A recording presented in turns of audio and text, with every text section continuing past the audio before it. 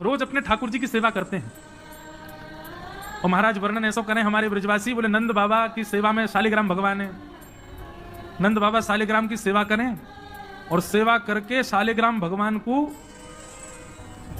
पंचामृत से अभिषेक करा करके ठाकुर जी को शुद्ध जल से अभिषेक करके इत्र उत्र लगा के तिलक फोटा चुपका के बढ़िया आरती करके और फिर शालिग्राम भगवान को टांड पे धरते हैं ऊपर। बोले क्यों?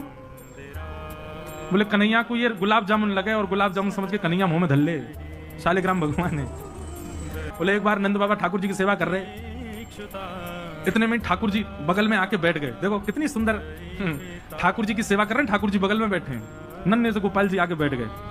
अब नंद बाबा को तो बढ़िया लगो, लाला भी सेवा सीखेगो, बैठ जा लाला यहाँ पे। ठाकुर जी बैठ गए।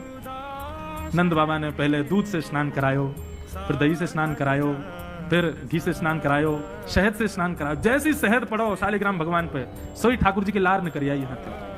ओहो कितना सौभाग्यशाली है जे। मैं हूं मैया ते कहूंगा मैया तू मुझको पानी तो मत नवाए करवा, पानी नहाते नहाते खाऊ ले करूंगा बीच में, क्योंकि ठाकुर जी का स्नान भी हो जाता, पेट भी भर जाता, बीच बीच में जीभ निकाल के खाऊ जाए ठाकुर जी। इसलिए ठाकुर जी का पंचामृत अभिषेक होता है।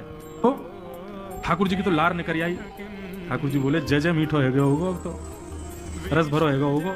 नंद बाबा ने बढ़िया ठाकुर जी को श्रृंगार आदि करके और महाराज ठाकुर जी को तुलसी पदरा के चंदन वंदन लगा के और नंद बाबा अपनी माला झोली में हाथ दे करके और जाप करने लगे। बाबा तो जाप में चलोगो, अब कहां जाएगो जय जय बच के।